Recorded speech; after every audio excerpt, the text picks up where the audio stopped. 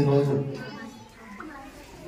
మన యాచారం గ్రామంలో ఉన్న అన్ని స్కూల్స్ మరి ముఖ్యంగా మనం లక్ష్మీ తాండా కాంప్లెక్స్ లో జరుపుకున్నటువంటి సమావేశానికి మరి ముఖ్య అతిథిగా హాజరైనటువంటి మన సదాశివనగర్ మండల గుమ్మ గారికి మరియు మన Puttur high school HF Srinivasa Reddy గారికి మరియు మన లక్ష్మీ తాండా హెచ్ఎఫ్ బాటర్సరి గారికి మరియు నూతనంగా వచ్చినటువంటి ఉపాధ్యాయులకు మరియు రామ్జీ నాయక్ తాండా స్కూల్, సూర్య నాయక్ తాండా స్కూల్, సంజయ్ నాయక్ తాండా స్కూల్, భూన్య నాయక్ తాండా స్కూల్ ప్రతి ఒక్కరికి టీచర్లకు పేరు పేరున ధన్యవాదాలు తెలియజేస్తూ మరియు మన యాచారం పెద్ద మనుషులకు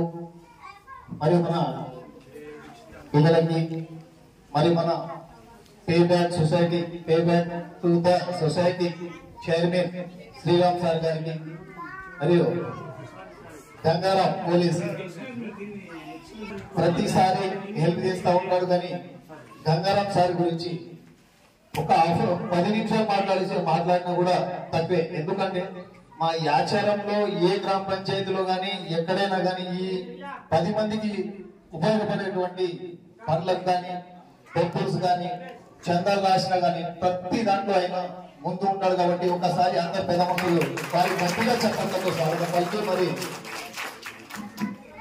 ఈ రోజులో ఈ ఆచారంలో చదువుకొని పెద్ద పెద్ద ఆఫీసర్స్, గెస్టెడ్ ఆఫీసర్ చాలా మంది ఉన్నారు. కానీ తిరిగి ఏదో ఇవ్వాలి, మా ఊర్లకు ఏదో ఇవ్వాలి, హెల్ప్ చేయాలనేది ఆ ఆలోచన కొద్ది మంది మాత్రమే వస్తాయి సార్.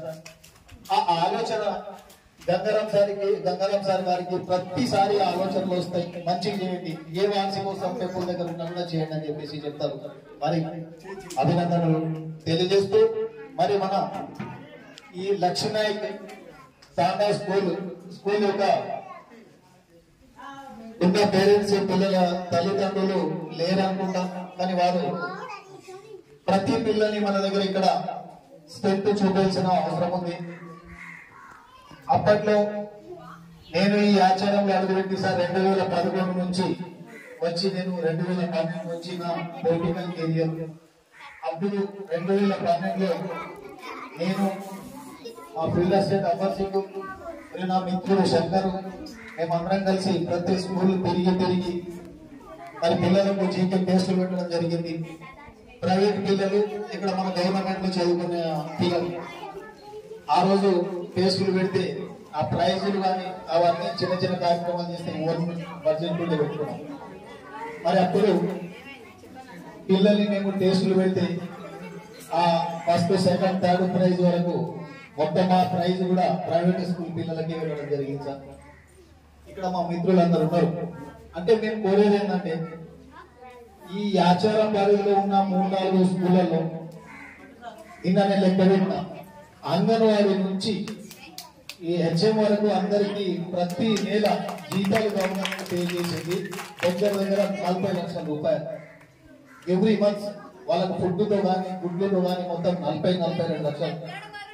మరి గవర్నమెంట్ 40-42 లక్షల వరకు మనకు జీతాలు పే చేస్తుంది, అమౌంట్ ఖర్చు పెడుతుంది.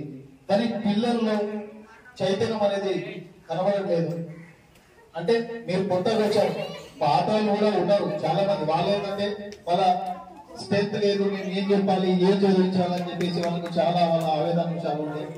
కానీ ఇప్పుడు అన్ని స్కూళ్లలో స్ట్రెంత్ కూడా బాగానే ఉంది. అప్పుడు 2013లో మేము అప్పుడు ప్రైవేట్ స్కూల్ కు పంపిద్దని చెప్పేసి ఈ మంచిపా స్కూలు, ముత్తుగూడు స్కూల్ బస్సులని కూడా 3 రోజులు ఇక్కడ ఈ గేట్ లోపలేసి తాళం వేసిన రోజులు ఉన్నాయి సార్. అంత త్యాగం చేసి చదువుకి ఎంత ప్రిఫరెన్స్ ఇచ్చి మా నాయకులందరూ మేము కష్టపడిన రోజులు కూడా చాలా ఉన్నాయి. మరి 2018 నుంచి తర్వాత మేము కొన్ని ఈ స్కూల్లో పట్టించుకోవడం కూడా కొంచెం మేము వదిలేసాం సార్. అప్పట్లో మేము పిల్లల్ని గవర్నమెంట్ లో చదువుకునే పిల్లలకు బట్టలు కూడా ఇవ్వడం జరిగింది. వాళ్ళకు బుక్స్, పెన్నులు.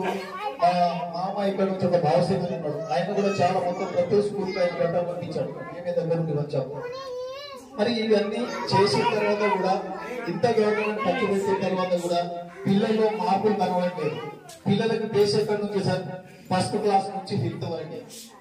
పేరెంట్స్ లకు భయం ఏమున్నదంటే 1వ తరగతి నుంచి 5వ తరగతి వరకు పిల్లలు ఏమైనా పాడైతే ఏం చేసుకోవాలని చెప్పేసి తర్వాత పిల్లలు ఎంత చెప్పినా కూడా వాళ్ళకు ఎత్తికొన్నది చదువు. కాబట్టి వాళ్ళకు అదే బాధ ఉంది. ఆ బాధని మా పేరెంట్స్ ఆ బాధని మీరు దూరం చేయాలంటే మాకు ప్రైవేట్ స్కూల్ తో నీటుగా మీరు ఇక్కడ చదువులు మీరు చెప్తామని ముందుకొచ్చి మీరు ధైర్యం చెప్తే మా పేరెంట్స్ మా ఈ విలేజ్ వాళ్ళని కూడా మేము రిక్వెస్ట్ చేసి వాళ్ళ పిల్లల్ని కూడా మేము ఉంచడానికి మేము రెడీ ఉన్నాం సార్. మరి ఈ రోజు మా గుడ్డనాయక తాండలో మేము పేరెంట్స్ మీటింగ్ కాంటాక్ట్ చేసాం. అందరు వచ్చారు ఈరోజు. అక్కడ దాదాపు మా దగ్గర ఒక 12 మంది పిల్లలు ఉన్నారు. ఇంకో 12 మంది ప్రైవేట్ స్కూల్కి వెళ్తున్నారు. వాళ్ళందరినీ మీరు ఇక్కడ ఆపాలా. 2 టీచర్స్ వచ్చారు మనకు. కంపల్సరీ ఇక్కడికి పంపించి మీరు ఒక 4 నెలలు చూడండి అని చెప్పేసి అందరికి రిక్వెస్ట్ చేశాం. మరి అదేవిధంగా మా నాయకులు కూడా ప్రతి విలేజ్ లో వాళ్ళు ఇక్కడే పంపించాలని చెప్పేసి వారు కూడా చెప్పాలా. అందరు మనం శ్రద్ధ తీసుకుంటేనే అవుతుంది. మరి ఈ దేశంలో నష్టపోయేది ఫ్యామిలీలు, కొన్ని ఫ్యామిలీలు చాలా వైద్య విద్యలో మాత్రం మోసపోయి మొత్తం నష్టం కొలాప్స్ అయిన ఫ్యామిలీలు చాలా ఉన్నాయి సార్. అది ఈ చదువు వైద్యలో ఫ్రీగా మనకు గవర్నమెంట్ ఎంత ప్రోత్సహిస్తుంది. మరి మనం దీన్ని ఎందుకు మనము ఉపయోగించుకుంటాం? మరి ఇది ఎక్కడుంది? దీన్ని మనం వెతికి మరి పిల్లల్ని ఇక్కడ మనము పంపిస్తే ప్రైవేట్ స్కూల్లో సార్ ఒక్కొక్క పిల్లలకి నేను ఇప్పుడు నా తమ్ముడు కొడుకున్నాడు 8వ తరగతి శాంతినికేతన్ హైదరాబాద్ ఉన్నాడు. 2,60,000 ఫీజు, బట్టలు వేరే, బుక్స్ వేరే. అంటే చెప్పడం గొప్పగా పిల్లలు అక్కడ పోయి చదువుకున్న తర్వాత కూడా జాబ్ వస్తుందని కూడా గ్యారెంటీ. ఇప్పుడు కాదన్నారు మొత్తం కంప్లీట్గా ప్రైవేట్ గవర్నమెంట్ స్కూల్లోనే నేను చదువుకొని ఇక్కడ ఉద్యోగం సంపాదించుకొని వచ్చిన. మరి అదే మా ఫ్యామిలీలో కూడా మా అన్న రవీందర్ అని పేరు సార్ వాళ్ళకి అందరికి తెలుసు. ఆ రవీందర్ సార్ వాళ్ళ క్లాస్మేట్. ఉత్తమేగా 10th వరకు చదువుకున్నాడు సార్. ఆయన ఈ రోజు BPCL చైర్ మేనేజర్ గా పనిచేస్తున్నారు.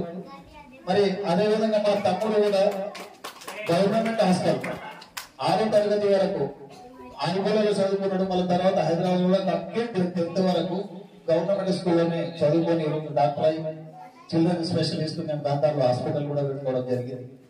మరి నా కొడుకుని కూడా నేను శ్రీ చైతన్యలో చదివించిన హైదరాబాద్ లో దగ్గర ఒక 40 లక్షల వరకు ఖర్చు పెట్టుకున్నా.